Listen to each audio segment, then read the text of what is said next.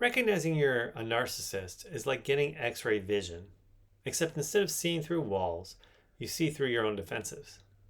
Way less useful for fighting crime, but surprisingly helpful for personal growth. Today we're going to talk about recognition, why it's liberating and terrifying. Before we jump in, make sure you subscribe, give a thumbs up, like, comment below. I love to interact with you guys. Questions, comments, what's working, what's not working. Remember to do that. Alrighty, so we're going to talk about the liberating and terrifying realities of recognition of your narcissism, or for me, from my narcissism. So once I started to really realize, accept first and foremost, that I have NPD, and then began to really work to understand what that means, how that affects my behaviors in my life, how my brain works, and so on and so forth, which we get into a lot in some of my other videos, which if you haven't watched, go check them out. It was actually quite liberating. Once I got over the initial shock and the initial defense of no way that's me, because I'm not like that loud, look at me, center of attention kind of person. Then I learned about covert narcissism, which we cover in some other videos too. But I started to read about it and understand and have discussions and so forth, and really started to realize, okay, this is me. So I had that acceptance phase. But rather than it just being like a punch in the gut and just staying there, what really actually started to happen was, as I started to understand myself better by understanding narcissism and NPD, it was really quite liberating because it made so many interactions that were confusing, stressful, anxiety producing throughout my whole life. Millions of them probably, if you think about all the little interactions we have every day, all day long, and with ourselves and with, other people, in group situations and one-on-one situations, all of those things. What I was really realizing is how much of my life I spent kind of in confusion that I didn't even realize I was confused, because I didn't realize what was wrong. I just thought maybe there was something wrong with me, and if I just tried harder and put more effort in, I could be more like everybody else. So it was extremely liberating in a certain sense to discover, oh, my brain doesn't work like everybody else. And yeah, that causes a lot of challenges. I mean, nothing new. I mean, it's caused the challenges I've been facing my whole life, but it really helped me sort of put them in perspective, those challenges and those confusing interactions, and start to realize, oh, that's why people through my whole life have expressed to me at different times dissatisfaction with the fact that when they're not around, that I don't reach out or do things that maybe normal people do for friends or loved ones, emails, texts, calls, so forth, to, to see how you're doing. Or when someone would tell me this thing that you could do or you could stop doing really makes me feel better, or like I'm cared for. And I would think, oh, that's a good idea. I better just try to really work hard to do those things or not do those things. And then the time would come and I wouldn't do them, or I would do them, depending on which thing it was. And it's like, darn, I did it again, or oh, I didn't do that again. And then I would get the feedback, oh, you just don't care. It's like, do I not care? I think I care. And this would go on and on. And I would just try harder, work like I'm just going to, effort my way into it. And it was like, that was so much self-pressure and stress I lived under constantly.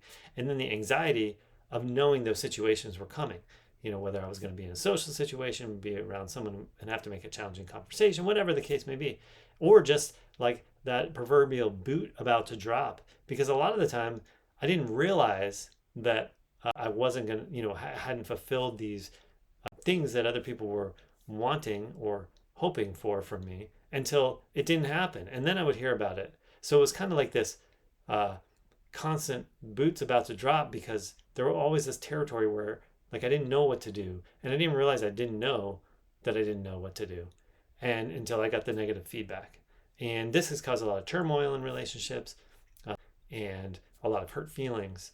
And so to understand, oh, this is actually just how I work. And once I start to understand the particulars of how my brain works, how it works for narcissists, and then customize that for my particular flavor of it, because we're all a little different, I was able to get some of that weight off my shoulder, especially that boot about to drop. Now, it's not like that's gone forever.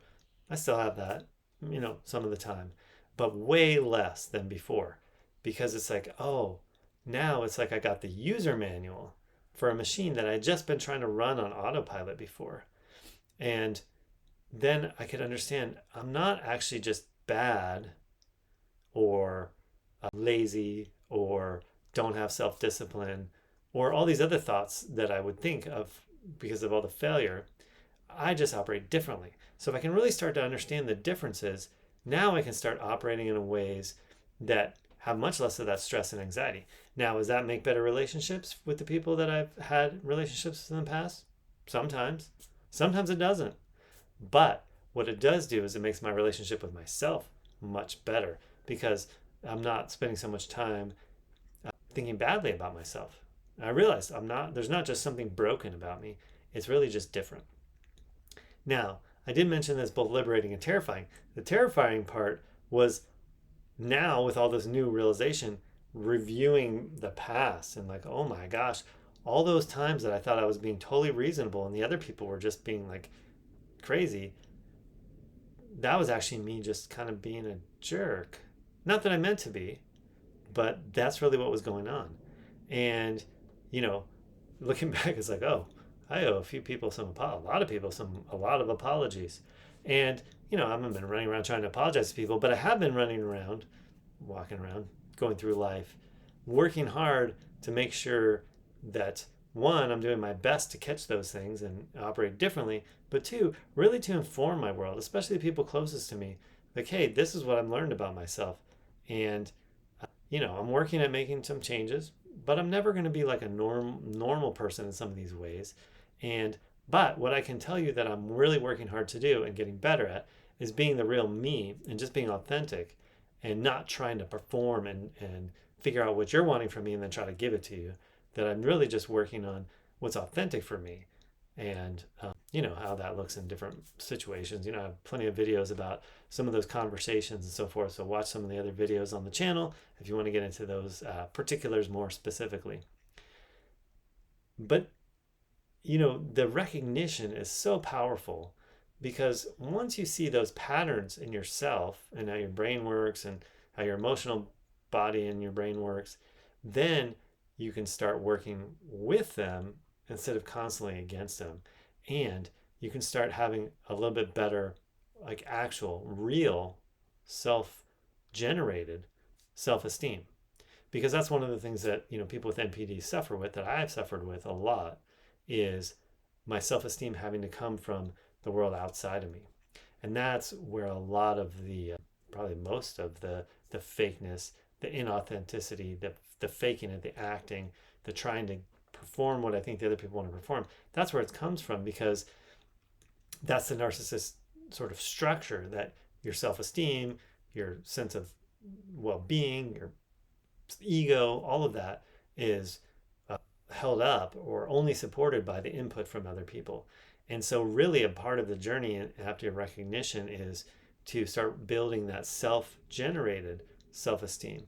And you can't just do that. I mean, you can't just sit there meditating on self-esteem, I'm a good person. It really comes from the more acts of being authentically yourself and honest, even when you're going to say stuff that's weird, even when you're going to act in a way that maybe the other people aren't going to like, when it's really so for you and really comes from that pure, authentic place in yourself after the recognition and understanding, that's how you really start to build that sense of self-esteem. And let me tell you, what I've discovered in that is that as my own self-esteem has grown, my level of anxiety has reduced, my level of satisfaction with life is starting to creep up. There's still a lot of times in the point in the journey where I'm on where I feel like loneliness, even though there's people around, or I start having floods of emotions that I'm not used to, and I'm not sure I like it all the time, but I do know that the more authentic I am, the better life is for me, and ideally for those around me and people who I do end up, new relationships or continuing friendships and so forth with. So that growth comes from the recognitions, and recognition might be uncomfortable. I mean, it is liberating, but it's also terrifying. But it's really the first step towards authentic connection. And trust me, that's really worth it, because humans, our nature is to be relational. I was watching something, a YouTube video or something, where they were talking about tribes, like sort of hunter gatherers and where we evolved from. And if you think about, humans are always in groups. That's how we would group for safety. We would group to do better with finding food, and so forth. And it's really like in our DNA to be relational, kind of like other animals. Some animals are in herds or packs or flocks. Some animals are solo and alone, like some of the big cats out there are pretty solo. But then you have like packs of wolves or dogs or flocks of birds. And so we, by nature, are relational. And even though as a narcissist, it's a love-hate relationship with being relational, as I start to become more authentic and actually start to generate real connections, I can actually benefit and have some genuine satisfaction from being relational with people and having friendships and relationships. So that's what I wanted to cover in this video. Remember, subscribe, like, throw some comments below, questions, concerns, what's working for you, what's not working for you, what do you think about this? And I love to interact with you guys. All right, see you next time. Take care.